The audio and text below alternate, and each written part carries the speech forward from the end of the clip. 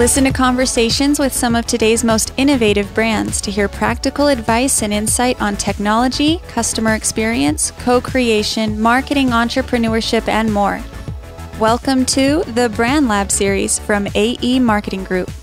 Hi everyone, I'm Brian Walker and welcome to a special video edition of the Brand Lab series podcast, where each week we profile today's most innovative brands alongside today's most insightful executives and entrepreneurs. This week, I'm joined by Network Health's Penny Ransom. Penny is the Chief Administrative Officer, and we're going to talk about healthcare brands and marketing. Welcome, Penny. It's great to be here, Brian. Yeah, it's nice to finally be in the same room with my work spouse. It's been a while. Yes. So thank you for joining us in the Brand Lab today. And for those of our audience that may not be familiar with Network Health, why don't we just start with telling us a little bit about Network Health? Sure. Network Health is a health plan that's based in Menasha, Wisconsin. We cover about 160,000 people for health insurance with Medicare, individual or employer groups along the eastern coast of Wisconsin, as I like to call it, from Green Bay all the way to Milwaukee. Yeah, and it's funny because all week I was in Wisconsin and you were in Chicago. Exactly. Now we're both in the same room. So let's talk a little bit about your rise to the C-suite. So I think everyone's path there is different. Yours came up through marketing. So talk a little bit about how being a marketer first better prepared you for your role as a Chief Administrative Officer. My path has been pretty winding, I guess, to the C-suite. We started at a different health plan where I worked in communications and then went into operations and then back to communications. And I think what's always happened for me is that I've been able to marry the importance of communication with understanding the operations of the plan. And we both know how important good, effective communications are in making an organization successful and a brand successful. I think that's one thing we've done pretty well at Network Health. Yeah, and if you could expand upon that a little bit. I know that a lot of organizations look at brand as just a marketing function, and kind of as you talked about it, it needs to transcend the organization a little bit. So could you talk a little bit about the importance of brand beyond just marketing? Absolutely. It's really a core, I won't say a value of Network Health, but it is, our people are what make us special. I mean, everyone can process a claim, so we need to be different than our competitors, and our staff is so devoted to Network Health and its success. It's personal to them because our customers are also our neighbors. And when we launched the brand 4 years ago, everyone took a pledge to end the jargon in health insurance. So when we speak with people, we speak with them in a language that they understand, not one that's our everyday language inside the building. And we take that same approach with our staff. We don't speak in administrative jargon to them. And we also take their ideas very seriously. It's all about suggestions. What can we do to make things better for you as employees, for our members, for our providers, all of the constituents we work with, and that's really, really been important in the development of our brand. And I want to talk a little bit later about the whole employee advocacy approach, especially with some things that are on the horizon for the brand. But before we go there, talk a little bit also about when you think about healthcare marketing today. I think we both talked about this offline, but why is it that so much of it seems to still be the same today? I think that's healthcare in general. You know, we're in a place today where it's all about innovation, the 1871, right? And healthcare in general feels like it's immune to the innovation that's happening in the rest of the world. It's very adverse to change, and you see that in its marketing too. It's very similar. Lots of provider systems focus on advertising either their technology or they tell a patient story. It's kind of one of those two things typically. Health plans have the happy family on the bike, smiling because they love their health insurance so much. And it's really been just that everybody looks the same for years. Well, and it's just interesting because with all the innovation that you alluded to, not hitting healthcare or at least the health insurance side of marketing as much, it certainly helps perpetuate confusion at the consumer level. And I think it also creates a lot of market clutter when you see that everyone's kind of the same. So what's a good way that a brand can differentiate itself?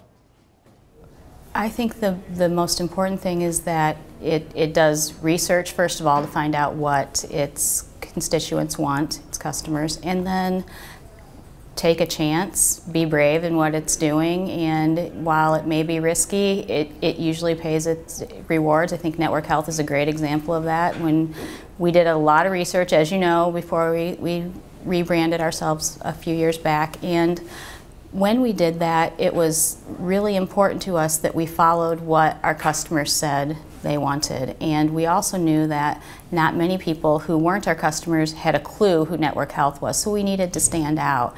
And it is nerve-wracking to do it. I remember thinking when we were presenting the campaign, going into our board, which is more than half accountants, thinking, what are they going to think of this? They're either going to run me out of the room or they're going to say wow. And luckily it was wow, and everyone agreed, and we have a shelf full of awards and awareness that's more than doubled in less than 2 years, so I think we should be proud of our work.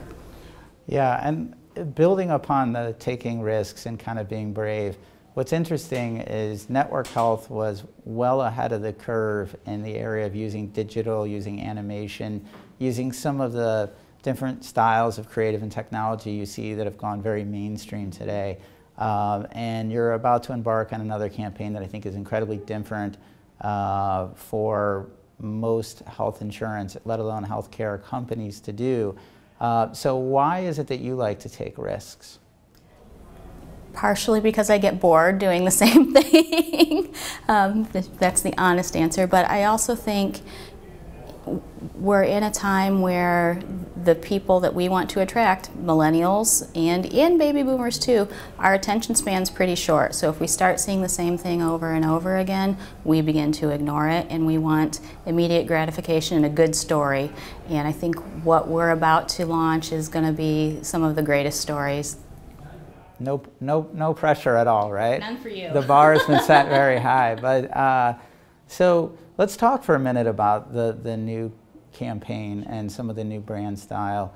For those of you watching, Penny, you have not even seen anything that we've been working on just yet. But one of the things I find it very interesting is that we want to show the human side of health insurance, and we're really putting your employees front and center. And what's been interesting from my point of view is to see how excited they are to participate, actually. And I think that says a lot about what you were alluding to with the people. But why was it important to you to be able to share their personal stories in terms of talking about your brand? A lot of that goes back to the culture of Wisconsin and not just the culture of Network Health. It's a very proud state. People always talk about we're Wisconsin based, and people, it's a very familial state. I mean, they love their roots, they love each other, and they're proud of the work they do. And I don't think there's anything better than to make a story personal. And health insurance often seems somewhat impersonal to people. And so, as you said, it's lifting up the curtain of health insurance so that our customers can see what it's like behind the scenes and who the people are. So it's very, as I said, it's very different for health insurance and healthcare marketing. What have you seen over time, though, has changed the most in terms of the shift in healthcare marketing? I think you're seeing more people take chances in health insurance marketing, probably more than on healthcare marketing. If you notice, some of the larger brands are using humor in their advertising, using coding descriptions of funny things that happen or things like that, which not my style, but it is different for healthcare. Instead of just, oh, we're at the park and happy, and if someone falls off the bike, we've got coverage, or flashing the card, that has happened a lot. We can't be that at Network Health. We don't want to be that, because then we look just like everyone else, and we are definitely not like everyone else. Well, and it's funny, I saw one of those ads with the card on the way over here, so I know exactly what you're talking about. So the more things change, the more they seem to stay the same, actually. Talk about also, you've had tremendous growth in your digital community, almost 900%. You're very active across a number of different social platforms. You've integrated a lot of different technology into your marketing as well. Why is that important to the brand? Because we want to be perceived as a brand that meets people where they are, and a lot of the people we want to meet are in a digital world, and people are shopping for health insurance online, which is something that hasn't happened previously, and still just getting into it. It's really in its infancy, and there's definitely a long way to go, but it is also an easy way and a quick way for us to build our brand awareness and show the communities where we are that we're part of their communities, because that's what we promote, a lot of the things we do in the community, things we do with our staff, and it really has taken off. People react so well to the things that we post, and it's a fast way to get out information when there's something we need to communicate quickly too. In a prior Brand Lab episode, we had John Tillman on. John's the CEO of the Illinois Policy Institute, and he talked about his really early days where there was just a handful of employees. I know when you came to Network Health, there was just a marketing department of you and one other. Right. Now it's a much larger organization, a much larger integrated team. Can you talk a little bit about the importance of people and culture in building out brand? Absolutely, and it's not just the marketing team. It's really important that everybody understands that his or her role affects the brand. It's, our culture is our brand, and walking, you never know. I get stopped frequently when I'm out, asked a question about health insurance, because people know that's where I work. And we want our employees to be able to answer questions when that happens, or if something's going on that's in the public eye at Network Health, we want them to be armed with a good answer instead of stumbling through it, because it's really important that our customers understand that we understand what their questions are and that we can help them. And internally, when we talk about working on the brand and making sure that we're living up to our promise and our brand position, we really want people to understand that everything they do affects it. How they answer the phone matters. How they greet people when they walk in the door matters. How we talk to each other matters.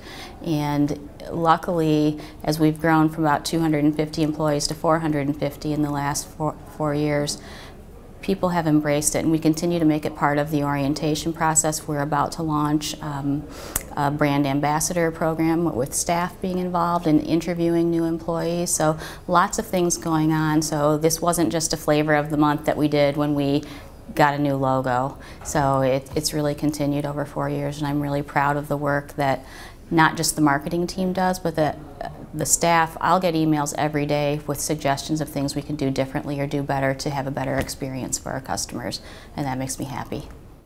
Yes, and obviously the key to, which I know we'll talk about a bit later, a good customer experience, I think, starts with your employees. Yep.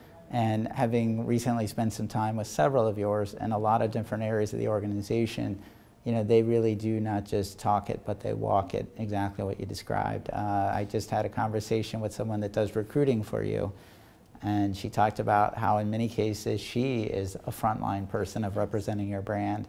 And I think that just really goes to show the work that you've done to really operationalize what it means to cut through some of the confusion and complexity of health insurance. And seeing that your average employee tenure is significantly high also must say a lot to how people feel about coming to work every day at Network Health.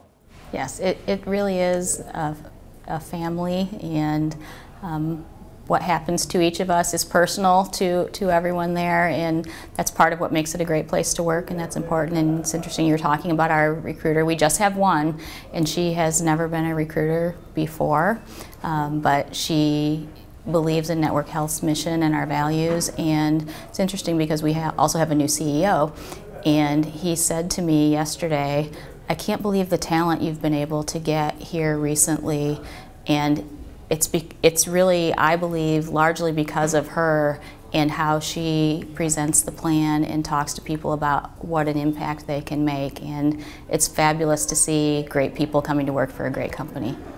So we've talked about a couple of highs and some things to be quite proud of. Let's turn it around for a minute and maybe talk about a really difficult or challenging experience that you've had in branding or healthcare marketing. Tell us about that and how maybe you overcame it. Well, it was at a previous employer, so I would say my biggest failure as a marketer, and I hate to use that word, but it really was, staying with an agency partner for too long. And it was because they did not believe in my brand even half as much as I believed in it. And but we were getting okay results. So we didn't make any changes, just kind of went with the flow because it was easier than, you know, doing a search for a new agency. And when I look back on it, I really think that I should have made a change much sooner. We ultimately did, but you know, when you go and meet other plans and they have the same marketing pieces as you do that you were paying for creative for, it's rather disheartening. So that was something I will never do that again. My agency partner has to be a partner who is as invested in my brand as I am and understands how important it is to the company and to our success. So we've talked a lot today about healthcare marketing. If you weren't a healthcare marketer, but you could be CMO of any brand, what would that brand be and why? You know the answer to this question. You're putting me on the spot, but I'm going to say it's either one or two, so I'm a little nervous. I'm going to say it's either Calvin Klein or it's Apple. No, Detroit Red Wings. Oh, yes. I'm probably more red than the Red Wings jersey right now that I couldn't get that. You know, that's my dream job. I think it's pretty funny that we're generally so aligned with everything with brand and marketing, and as I said, you're like my work spouse. But we have this heated rivalry between the Blackhawks and the Red Wings. So I guess I should have seen that one coming. So certainly a storied Original Six franchise, so I'll give you credit for that. So that just about wraps up this week's special videocast episode of the Brand Lab series. But before we go, Penny, one final question. If you could give any advice to someone moving up the ranks in healthcare marketing and branding, what would that piece of advice be? I would say the most important thing that's helped me become successful is to learn the operations of the organization, understand how things work and why they work the way they do, and for two reasons. That makes you a better communicator, but also it helps you be a change agent for things that don't make sense, and maybe bringing in some of that innovation that we need in healthcare. Great. Well, thank you for joining us today. Thank you. I want to thank our listeners for joining us in the Brand Lab today and to invite you back next Tuesday as we continue our journey of today's most innovative brands as we learn how they empower employees, engage consumers, design products, and co-create experiences together. Until next time. To hear other episodes of the Brand Lab series, visit brandlabseries.com or visit iTunes, Google Play, iHeartRadio, or Stitcher. Follow us on Twitter at BrandLabSeries, and if you have any questions or would like to participate in a future Brand Lab, email us at info@aemarketinggroup.com.